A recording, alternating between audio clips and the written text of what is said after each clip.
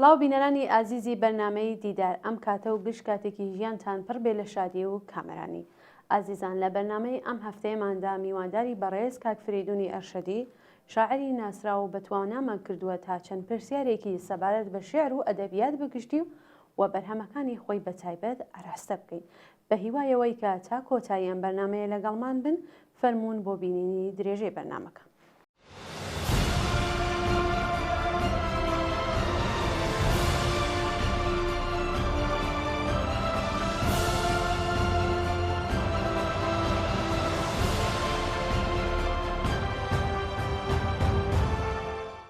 کاک فریدون وێڕای سپاس بۆ بەشداری لە بەرنامەی دیدار و سپاس بۆ ئەوەی کە لەم بەرنامەیە ئامادە بوون. سپاس بۆ ئێوەش بۆ زەحمەتەکانتان و ڕێز و حورمەتم بۆ بینەرانتان. بەڵێ کاک فریدون ئەگەر ئامادە بن پرسیاری یەکەمم وا دەست پێ یەکەم سەردەمەکە ئاڵۆزە وێنایەکی بەدی دەکرێت تا ڕادەیەک لێڵ و دەکرێت بڵین دەتوانین سەبارەت بە داهاتوو بێهیوایی دروست بکەن لەگەڵ ئەوەشدا بربەرەکانی و تێکۆشان و بەگشتداچوونی ئەم بارودۆخە بە گەرمی لە ئارادایە ئەم حاڵەتە بواری هوەری و ئەدەبیاتیش دەگرێتەوە دەپرسم کاریگەری هەردوو حاڵەتەکە لەم بوارەدا چۆن دەبینن و وەکو جنابەت وەکو شاعرێک کە بەشی زۆری بەرهەمەکانن ناوەرۆکی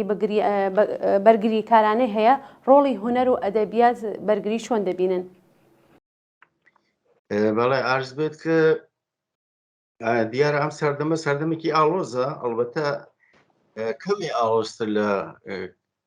ساڵانی پێشووی ئێمەس وەلێ بەهەرحاڵ ئەم کێشمەکەش و خەباتی ئەو کەسانەی کە بۆ دەست پێ ڕاگەیشتن بە مافەکانیان بەردەوامن و هەروەها زۆڵم و جەوری بەرامبەرەکەیان هەر بەردەوامە لە هەموو سەردەمێکاوە لە داهاتووشە بەردەوامە بەڵام خۆ ئەدەبیات لە شوێنێکە دێت وە تەسویر و وێنایەک لە کۆمەلگا ئەدات کەم تەسویر و وێنا و بەرجەستەکردنی یان نیشاندانیەکە لە ئەو ڕەوت و ئەو خەبات و ئەو ئاوات و ئارزوانەی کە هەر ملەتێک بۆ ڕزگاری و بۆ گەیشتن بە ئازادی هەیەی لە زمرەی ئەوانیش ملەتی کورد. ئەم خەباتە دیارە لایەن و چینی جۆراوجۆری هەیە یەکێ لەوانش لە بواری ئەدەبیاتە هەیە کە ئەدەبیات بەهاڕوا کە ئارزم کرد توێژێک لە بیر و ئەندێشەی ئینسان دەخاتە ڕوو کە پڕ لەو ئاواتانەی کە کۆمەلگا هەیەی وە شاعر و نووسەر و هونەرمەند دەتوانن زۆر زوو ئەو ئاواتانە فام بکەن و نیشانی بدەن. بە بۆچوونی من ئەدەبیاتی بەرگری یا هوەری بەرگری کە ئەڵبەتە تعریفی خۆی هەیە دەتوانین دواتر لەسەری قسە بکەین ئەم ئەدەبیاتی بەرگری یا بەرەنگاربوونەوە کە ئێسێمە باسی شێعرەکەین هەوڵ دەدات کە شوناس و هویەتێک بۆ لە ڕێگەی خەبات بۆ نیشاندانی شوناس و هویەتێک لەو کەسانەی کە هەن لە ژێر چەسانەوەی چینایەتی چەسانەوەی کۆمەڵایەتی چەسانەوەی زمانی کولتوری هەرچێکە بتوانین لەو بەرسێنەدا ناوی ببین ئەتوانێت لەم زەمینە ئاوات و ئارزوەکانی ئەم ملەتەوە هەروەها خەبات و یا با بڵین لایەنە جۆراوجۆرەکانی خەباتیان نیشان بدات چ بە خۆیان چ بە بەرامبەرەکەیان لێرەدایە کە دەورێکی زۆر گرنگی هەیە لە وریاکردنەوە لە هێز بەخشین و هەروەها لە دەستەبەرکردنی ئەو ئاواتانە بە شێوەیەکی هوەری کە بتوانێت خوێنەر یا بیسەر یا بینەری ئەم هەر ژانرێکی هوەری هان بدات بەرەوە ئەوەی کە بزانێت کرد هویەتی لەکوێدایە و ناسنامەی لەکوێدایە و هەروەها لە چ ڕێگایەکەوە بایەخەکانی بەرجەستە کراوەتەوە بە نەزەرمە هوەر و ئەدەبیاتی بەرگلی یەکێ لە وەزیفەکان ئێمە. بەڵێ هاوڕێ فەریدون لە بەشێکی بەرچاو لە بەرهەمەکانی ئێوەداژن کائینەیەکی دیار و بەرچاوە و زۆر سەرنجی دراوەتێ بۆچی؟ عرض بێت کە بەرحاڵ نازانم ژن وەکو بەشێکی یانێ وەکو بوونەوەرێک وەکو ئینسانێک لە ناو کۆمەلگا بەشێکە وەکو پیاگ لە هەر کۆمەلگایەکی بەشەری و ئینسانی من پێم وابێ ئەوەندەی خۆم دەڵبەتە دەبێت کەسانی دیکە لەسەر مەسەلە لەوەی ئەو مەبەستێکی ئێوە گەرەکتانە قسە بکەن بەڵام فکرەکەمەوە ئاوا لە سێ ڕوانگەوە تواشای ژن ئەەکەم یەکی وەکو خەباتکارێک شان بەشانی پیا و ڕەنگە زۆر جاریش لە پێشەوەی ما بڵین ڕەگەزی پیا و ئەم خەباتە بۆ دەستە بەرکردنی مافەکانی خۆی دەباتە پێشەوە و هەروەها لە بواری ئەدەبیاتە لەباری هونەرەوە دێت ئەم ئاوات و ئارزوو دنیا و بوون و وجودی خۆیە بە ئێمە نیشانەدات. من وا بیرەکەمەوە کە لە سێ لایەنەوە تواشانکۆیەکی وەکو دایک کە بەرحاڵ ئێمە هەمومان لە دایکێک بووین و دەگەڕینەوە باوەشی دایکە باوەشی خاکە یعنی ئەگەر گەورەتری بکەینەوە و پاشان دڵدار کە دەتوانێت وەکو هاندەرێکی زۆر گەورە بۆ هەر مرۆڤێک چ بۆ پیاو بێت چ بۆ ژن بتوانێت ژیان ڕەنگینتر بکە ژیان بەرەو ئاستەکان و با بڵین بەستێنەکانی تربووە. من لەو بوارە زۆر ئاشقانە تماشای دڵداری خۆمەکەم ئێستا ئەم دڵدارە ڕەنگە کەسێکی دیار بێ بەڵام ئەوەندە هەوڵم داوە کە ئەو شێعرانێکە دڵدارین گشتگیر بێت کە هەر کەسێک خۆی تێدا ببینێتەوە کەسێکی تایبەت تێدا دیار نەبێ. هەوڵم داوە زۆرتر ئەو ژنانەی کە لە ڕیزی خەباتان خەبات بۆ دەستەبەرکردنی مافە ڕەواکانی ملەتی خۆمان بەتایبەت و ئینسان بەگشتی قسەی لەسەر بکەم. ژنی پێشمەرگە ژنی خەباتکار کە بەڕای من دوو بەرابەر و دوو قات زیاتر دوو بەرابەر لە پیاوان خەباتەکە لەو زمینە لەبەرەوەی کە لە سەرەتاوە ئەرکی کۆمەڵای ئەرکی با بڵێن بنەماڵەیی زۆر قرس لەسەر شانی ژنە و پاشان ئەرکێکی تر ئەرکی خەباتە. حەزم کردو لەو زمینە ڕێزیان لێ بگرم باسییان بکەم و ئومیدوارم توانی بێتم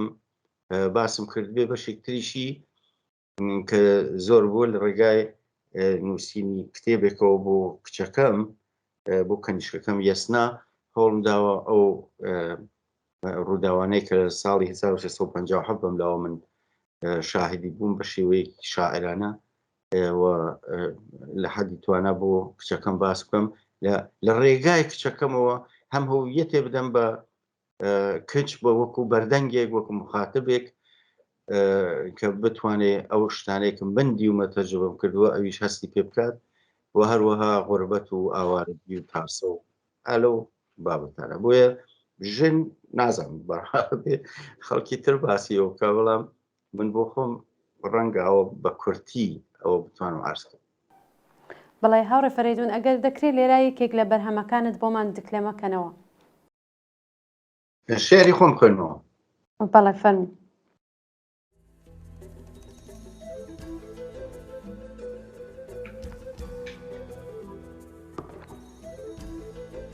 لە دۆڵە پڕ باروتەکاندا دەنووسم ئاس بەزسکی یاڵ دەبریسکێتەوە بەجا دەی جامانەدا تا قیرتاوی شەقاوان دادەبەزێتە سەر خاوک بەزێنراوی سنوور دادەبەزێنە سەر خاوک بەزێنراوی سنوور شەو سەران سەر کەمین دەنووسم سوار سوور هەڵدەگەڕێن لە وەرزە ترسناکەکاندا بۆ نای لالە بەدەستان دێنە چەپۆکان بە بۆنی خوێن دەحیلێنن لە دۆڵە پڕباڵوتەکاندا ئەسپان تا لە سنووری دژواری بپەڕێنەوە سوارانی ڕەوتی زەمان. دەستخۆش کرد. کاک فەریدون، پرسیارێکی ترم ئەوەیە فەریدونی ئەرشەدی لەگەڵ ئەوەی لە چاراوگا دەژی بەڵام بەردەوام لە ڕێگای شێعرەکانیەوە شان بە شانی تێکۆشەران و پێشمەرگەکانی ڕێگای ئازادی و بەرابەری ئینسانەکان ڕێ دەکات و ئەیەوێت خەموو شادیەکانیان و خەریکە لەگەڵیان بە کەند و لەند و لووتکە سەختەکانی ڕێگای گەیشتن بە ئاواتەکانیان هەڵدەزەنێ. ئەمە چۆن مانا دەکرێتەوە؟ پرسیارەکە ئەرز دەکەم، یانێ ئەم پرسیارانە زۆرتر دەبێ ڕەخنەگەران یانەوانە خوێندنەوەیان هەیە لەسەر و شێرانی وڵای بدن. وڵام بۆ خۆم شخصی خۆم بەڕاستی چۆن چارەنووسی ملەتی خۆم چینە جۆرا و جۆرەوەکانی کۆمەلگا لە جوتیاران و کرێکاران و ئامۆژگا معلمان و خوێندکاران و دایکان و پیاوان و هەر توێژێکی کۆمەلگا جلووە و نمودی لەناو هێزی پێشمەرگا دەبینم بەڕاستی. لەبەر ئەوەی ئەوان پێشمەرگە بەڕاستی سەرتوپک و کاکڵەی هەموو ئاواتەکانی ئێمەیە وەکو نوێنەرایەتیکردنی ئەم خەباتە بۆ ئازادی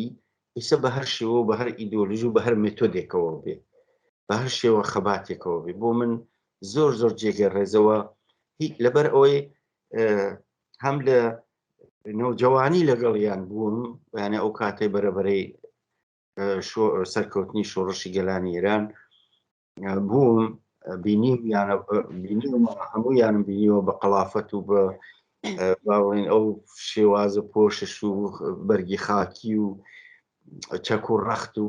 دوایەوە میتینگ و سوخنڕانی و قسەکردنیان و ئەمانمە دیوە هەر لە نەوجەوانیە وەکو با بڵین سمبولێک لەم خەباتە بەڕاستی لە زێنما بەرجەستە بووە. دواتریش کە لە شارەکاندا بڕاون من هەر بەدڵ لەگەڵیان بووم. ئەو شێرانەی ئەرزم کرد کە نووسراون پێشتر کە لە ڕۆژهەڵات ژیاوم لە کوردستانی ئێران، ئەوانە گەوا هەن کە تا ڕادەیەک کە توانی بێتم خۆم بە دوور نەزانیوە لەو ڕەنج و ئاوات و خەباتیانە. و پاشان لە باشووری کوردستان کە هاتووم لەگەڵیان ژیاوم، لە سەنگەریان بووم، نانیان و خواردووە، لەگەڵیان لە مەقەڕیانە خەوتوم و گوێم گرتووە لە ئاوات و ئارزوو و گۆرانیەکانیان، شێعرەکانیان، دڵتەنگیەکانیان، ئالبۆمەکانیانم تواشا کردووە. بۆیە یعنی نزیکایەتی با بڵین ڕەفاقەت و دۆستایەتیکی تەنگاتەنگم هەبوو لەگەڵیان. و پاشان لێرەش کە لەم دوورەوە یەک سات نییە کە هەر ڕووداوێکە دەبێ یا هەر ڕووداوێ نابێ یا هەر ئەوەی کە بیر لە ژیانیان بکەمەوە لە ئاواتەکانیان دوور نەبووم هیچ وەخت. بۆیە هەم ئارزووی سڵامەتم بۆیان کردووە، ئارزووی سەرکەوتنم بۆیان کردووە و هەم هەوڵم داوە گۆشەیەک بە قەدەر توانای خۆم گۆشەیەک لە ژیان و خەباتیان نیشان بدەم، چ لە شەهید بوونیان، چ لە ژیان و سەربەرزیان، چ لە سەرکەوتنەکانیان، چ لە نسکۆکانیان. ئیتر ئەمە نازانم، ئەمە چارەنووسی منە لەگەڵ چارەنووسی پێشمەرگا ئیتر لێک ئاڵاوە، ناتوانم جیای بکەمەوە. بۆیە وەک وەزیفە نا، وەلێ وەک ئەرکێکی، وەک وەزیفەی تەشکیلاتی نیە، وەک ئەرکێکی هونەری ئەخلاقی تواشای ئەم مەسەلاکەم، ئەخلاقێکی شۆڕشگەرانە کە بتوانێت لەم دنیا کە ئەم هەموو هێرشە بەسەر هێزی ئێمە، هێزی پێشمەرگەی ئێمە لانی کەم ئێمەش بتوانین وەکو ئەو کەسانێک کە تۆزێ ئەتوانن لەباری هونەر و قەڵەمەوە با بڵێن چالاکیەکیان هەبێ، خۆش ئەگەر لەگەڵیان بژی و بتانی سەرکەوتنەکانیان تۆمار بکەی، شکستەکانیان باس بکەی، ئاوات و ئارزوو هەڵەکانیان باس بکەی، ڕێگەی خۆشی خەباتیان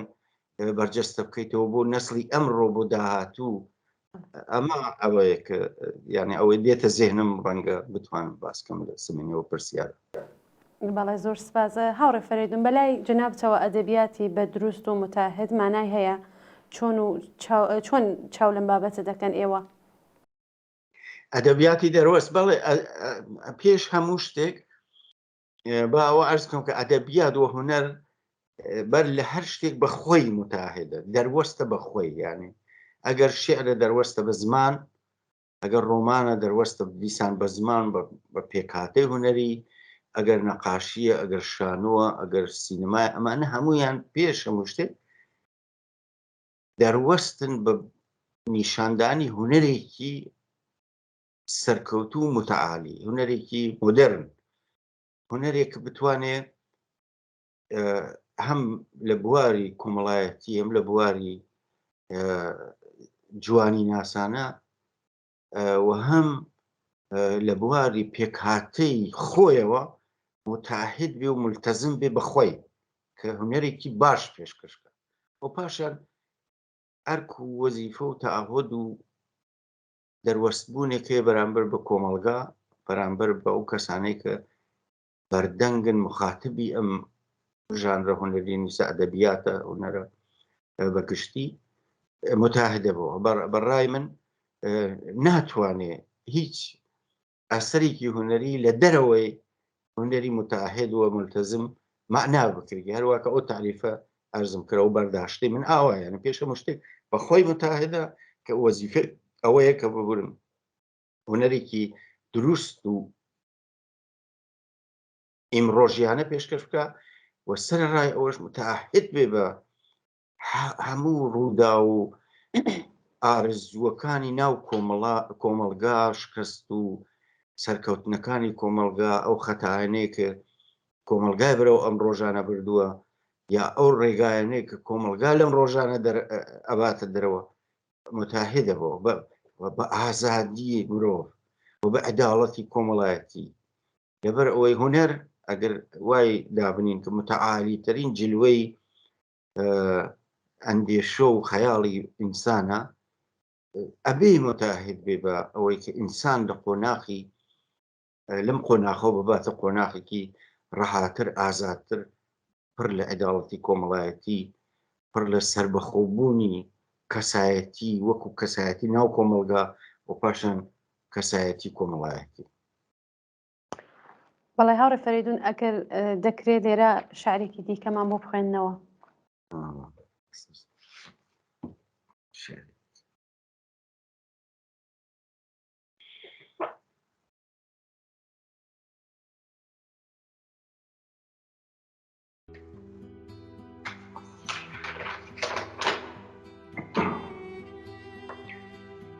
ڕێگایەک بکەرەوە لە بەفر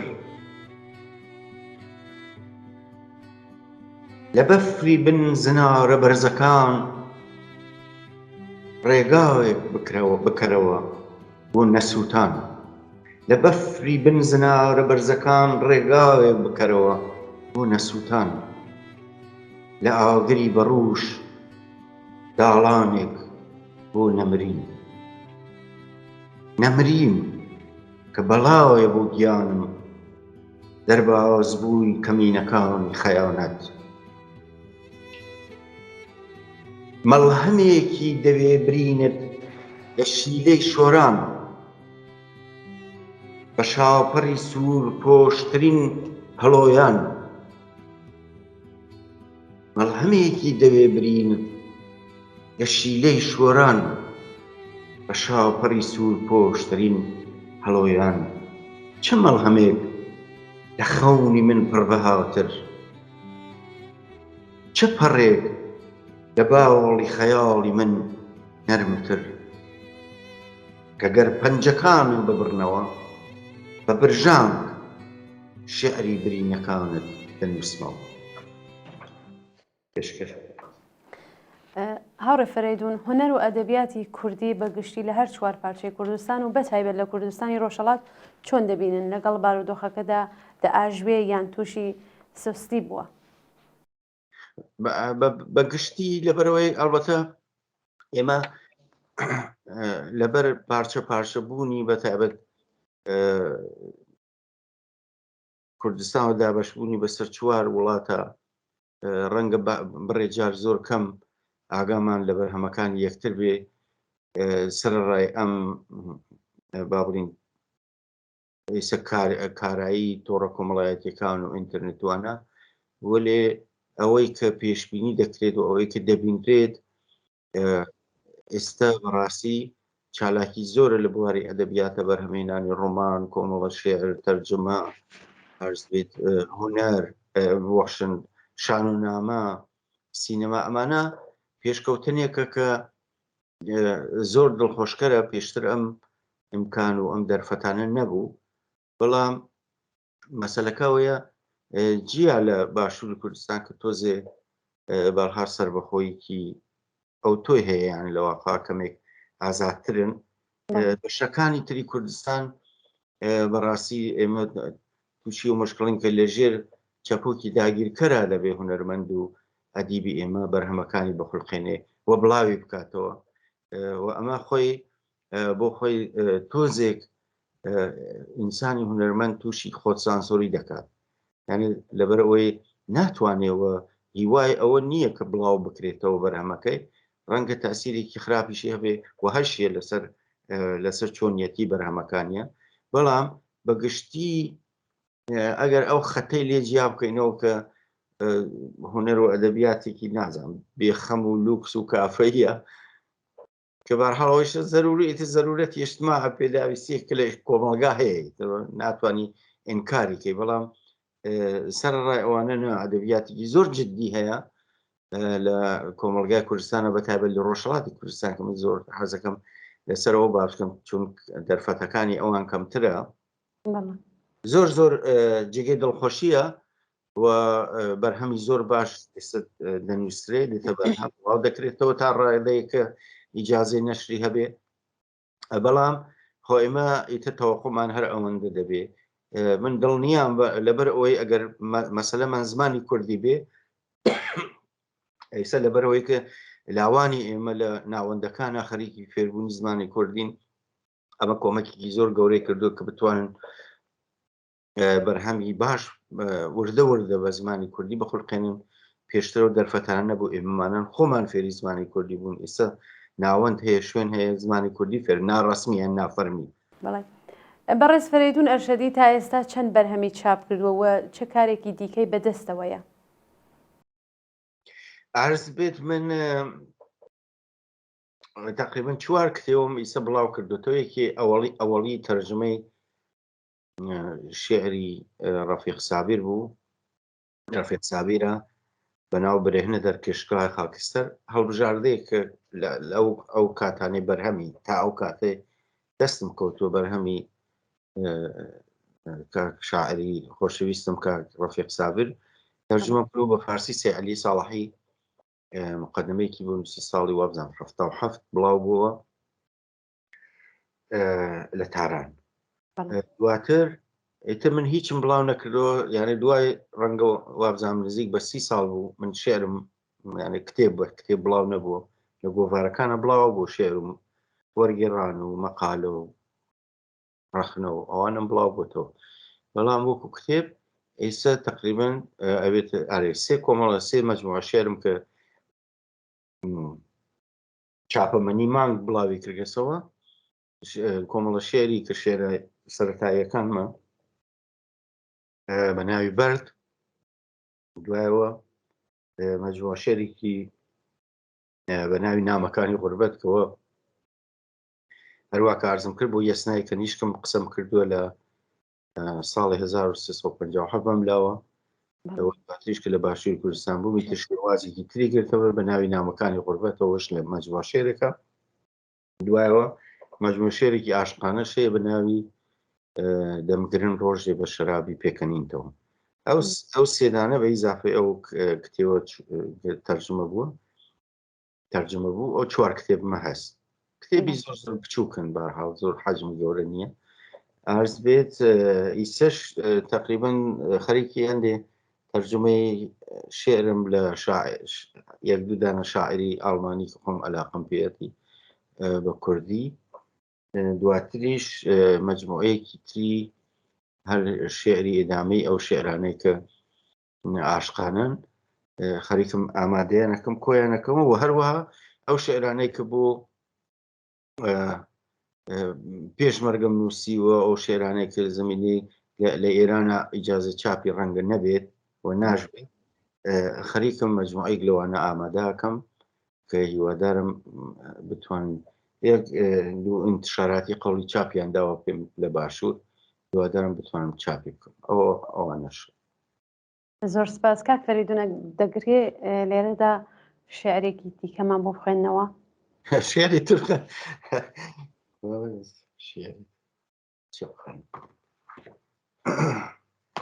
با لەو بزانم لەو مەجموعەی شێعری نامەکانی غوربەت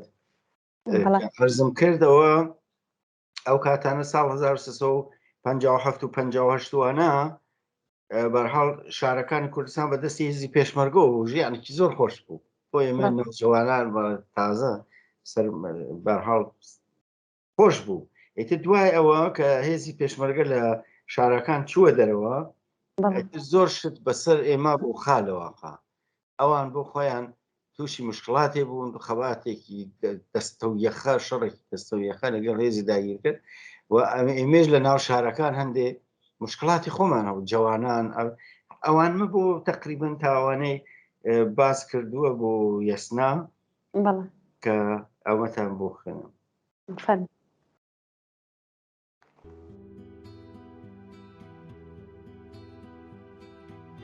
یەسنا عاشقان بێسەر و شوێن ڕۆیشتن، کەس نەیزانی خەیاڵی کام مەستێرە بردیانی.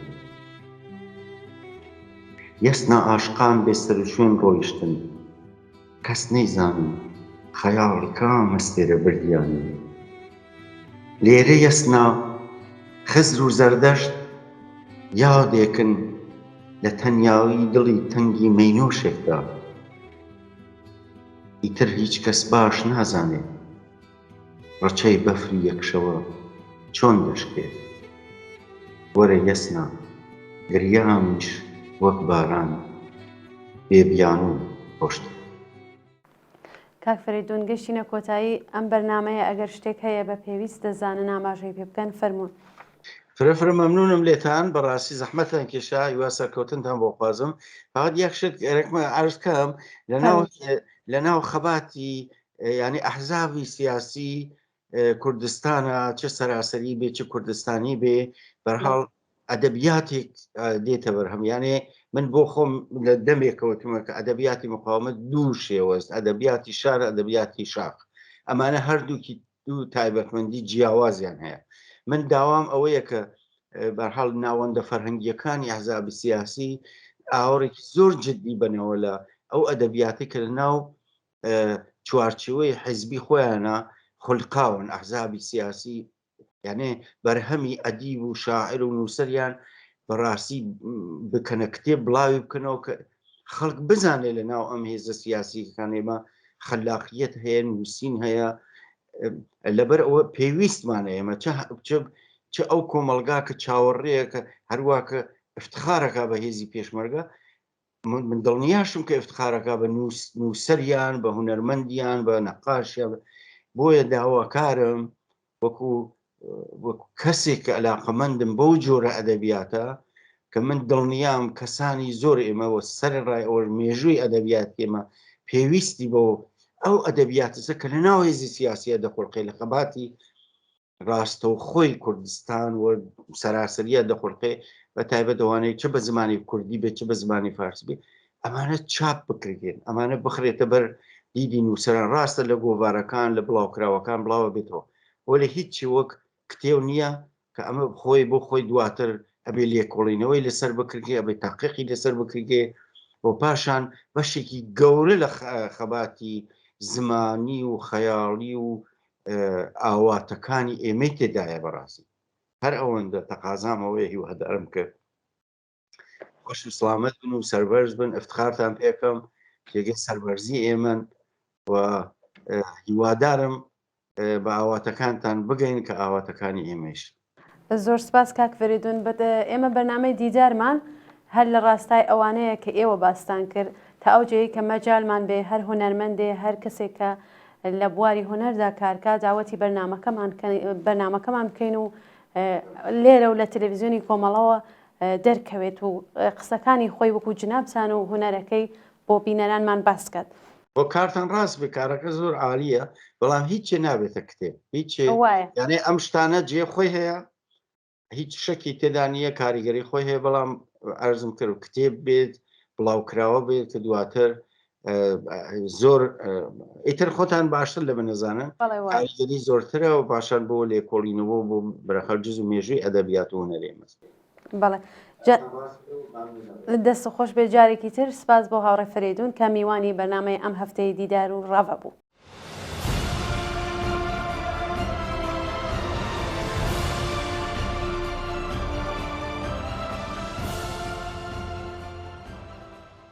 بەڵێ بینەرانی خۆشەویستی بەرنامەی دیدار و ڕاوە بەم جۆرە هاتینە کۆتایی بەرنامەی ئەم هەفتەیەمان بە هیوایەوەی کە جێگەی سوود و ڕەزامەندی ئەوەی خۆشەویست بووێ هەتا بەرنامەیەکی تر و هەفتەیەکی تر ماڵەوە.